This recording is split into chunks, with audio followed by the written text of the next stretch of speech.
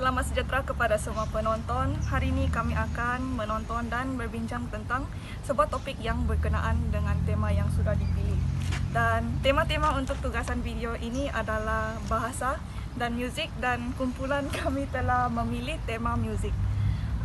Sebab kami memilih tema muzik ini sebab kami rasa topik Boboh Hizan adalah satu topik yang menarik dan memandangkannya mempunyai unsur seperti penggunaan instrumen dan canta dan sebagainya.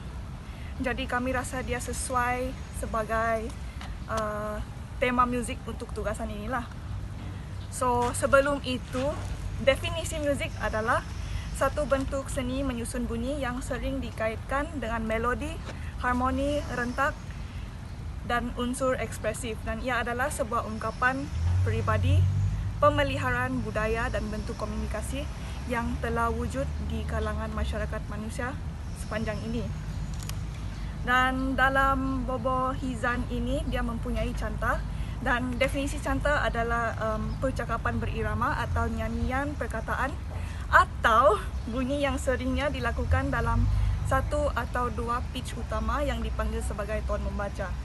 Dan sebelum kita bincang topik ini dengan lebih mendalam, mari kita menonton video tentang Boboh Hizan.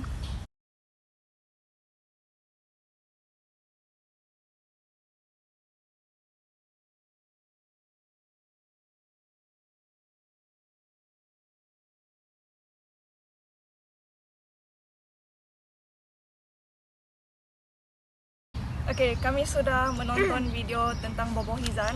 So sebelum itu,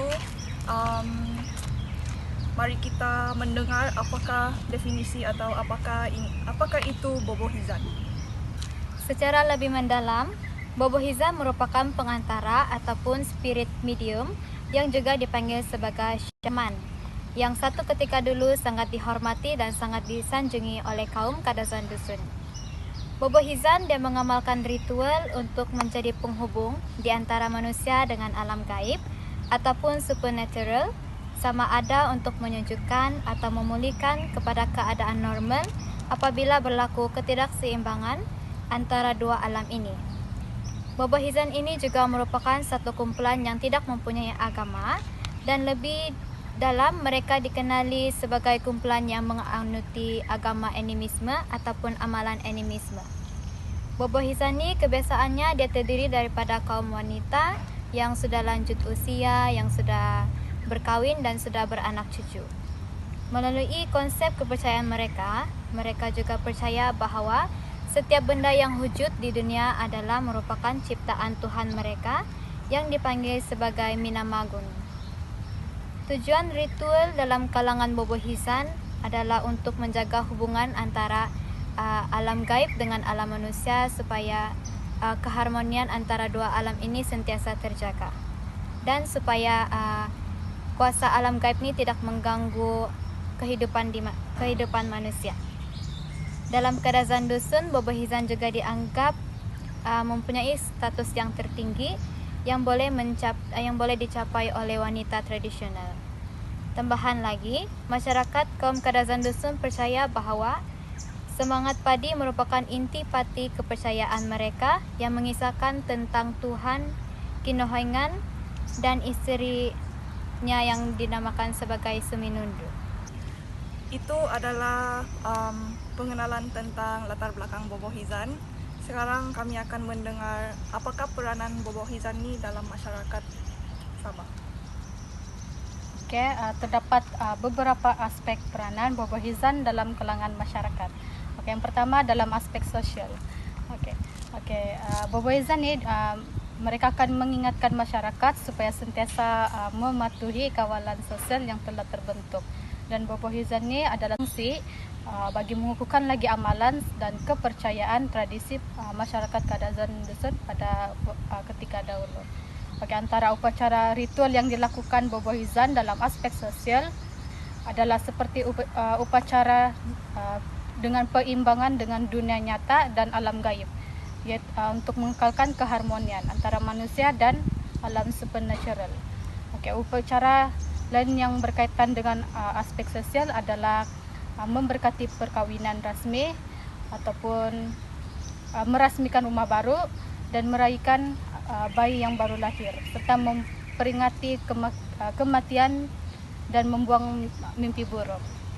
Oke, dari peranan Bobo Hizan dari aspek keselamatan, di mana mereka ini berperanan untuk membantu masyarakat sekeliling untuk mengobati penyakit. Bobo Hizan ini mereka digelar pakar dan arif tentang mengobati pelbagai penyakit. Bobo Hizan ini ketika dulu mereka dikenali sebagai bomo kampung kerana mereka mempunyai kebolehan dalam ritual, dalam bidang ubatan tradisi, serta mempunyai kepakaran mereka dalam bidang melahirkan bayi. Dan sekiranya ada seseorang yang sakit dan tidak dapat diubati, maka Bobo Hizan ini dia bertanggung jawab untuk mengubati pesakit dengan melakukan upacara ritual untuk memastikan apakah penyakit yang dihadapi, sekiranya itu dipercayai oleh roh yang telah diganggu oleh semangat jahat. Oke, peranan Bobo Hizan dari segi aspek ekonomi, ketika dulu bidang pertanian merupakan sumber ekonomi utama bagi masyarakat Kadazan Dusun, di mana mereka ini mengamalkan sistem pertanian seperti bercocok tanam, padi huma dan sawah.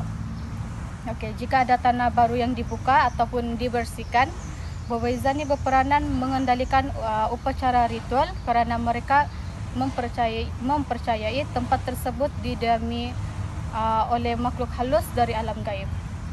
Oke, di sini kepakaran mereka diperlukan untuk menghubungkan petani dengan makhluk dari alam gaib untuk memohon kebenaran meneruskan pekerjaan bagi pembukaan ladang serta mengelakkan hasil padi tersebut diserang penyakit dan tidak mengganggu peladang semasa melakukan kerja di ladang. Oke, peranan Bobo Hizan dari aspek politik, di mana penglibatan Bobo Hizan dalam politik ini dia tidak dapat dinafikan lagi kerana mereka merupakan salah satu pemimpin masyarakat. Jadi secara tidak langsung mereka ini mempengaruhi pembentukan dan kemakmuran masyarakat. Sebagai contoh, dahulu pahlawan mereka yang dipanggil sebagai pengazau pergi ke medan perang terlebih dahulu akan meminta nasihat dan ramalan daripada Bobo Hizan mengenai strategi dan aspek peperangan serta memohon memberikan doa restu melalui semangat dan jampi.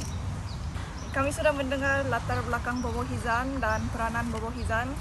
Sekarang mari kita mendalam lagi dan apakah peralatan atau instrumen yang digunakan semasa menjalankan ritual Bobo Hizan ini?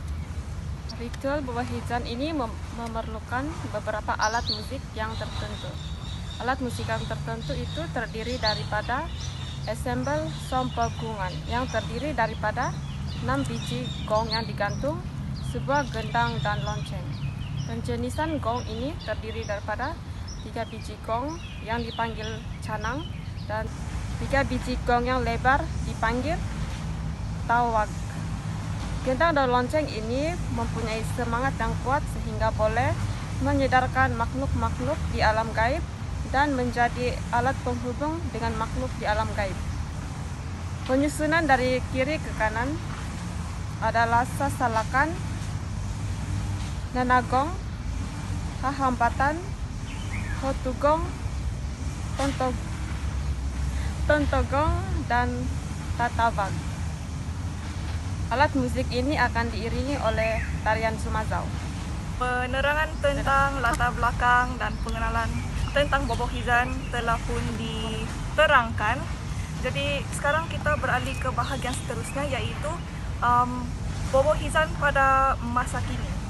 Seperti yang telah kalian tahu, amalan Bobolian masih lagi diamalkan pada masa kini. Namun ianya telah pun berkurang mengikut peredaran zaman. Menurut kajian di Pinampang, pada dahulu kala setiap kampung sekurang-kurangnya mempunyai 1 orang Bobo Hizan. Namun pada masa kini di daerah Pinampang terdapat 2 orang Bobo Hizan yang masih mengamalkan amalan atau upacara yang berkaitan dengan ritual-ritual mereka. Terdapat beberapa bukti yang boleh kita lihat mengapa amalan Bobohizan ini semakin lama semakin kurang diamalkan. Antara faktor-faktor yang menyumbang kepada berlakunya pengurangan amalan ini ialah antaranya konflik antara amalan Bobohizan dengan amalan setiap agama yang dianuti oleh masyarakat di daerah Penampang pada masa kini. Antara agama-agama tersebut ialah agama Kristen, agama Muslim, dan lain-lain lagi. Faktor lain yang boleh kita lihat adalah melalui generasi pada masa kini yang semakin kurang berminat mengambil tahu tentang budaya atau adat resam yang diamalkan oleh nenek moyang mereka. Berdasarkan video yang telah kami tonton tadi, apakah perasaan anda tentang video tersebut? Pada pendapat saya, perasaan saya selepas melihat video itu ialah saya boleh sadar betapa pentingnya kebudayaan dalam setiap etnik di Sabah ini, karena di dalam video tersebut dia telah mention bagaimana anak-anak muda pada masa kini lupakan bahasa mereka sendiri.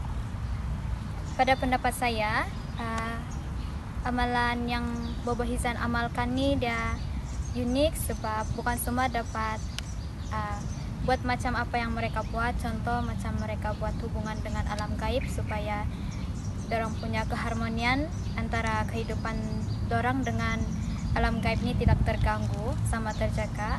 Sama dorang, bagi pendapat saya juga amalan ini unik sebab dia memerlukan satu kepercayaan yang kuat untuk dorang punya agama supaya dorang punya ritual itu berjaya untuk menghubungkan diri dorang dengan alam gaib. Oke, bagi pendapat saya tentang Bobohizan ini, saya tertarik karena dia melibatkan ritual yang menghubungkan manusia dengan makhluk yang ada di alam gaib. Dan untuk ritual ini dia melibatkan Bobohizan yang terdiri pada golongan wanita yang berusia.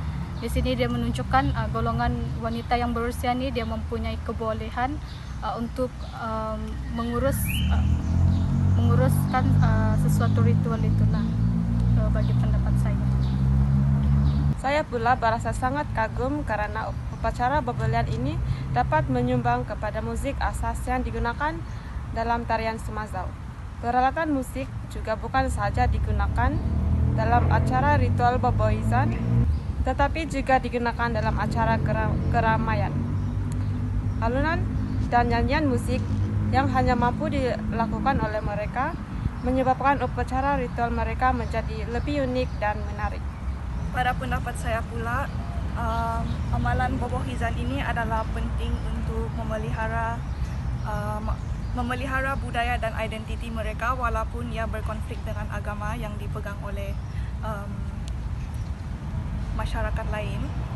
Dan selain itu, amalan Bobohizan ini dia telah menyumbang kepada muzik dan seni persembahan di Sabah ini. Jadi saya rasa dia sangat penting untuk dipeliharakan. Okey, sekian itu sahaja dari kami tentang Bobohizan dalam tema muzik. Bye.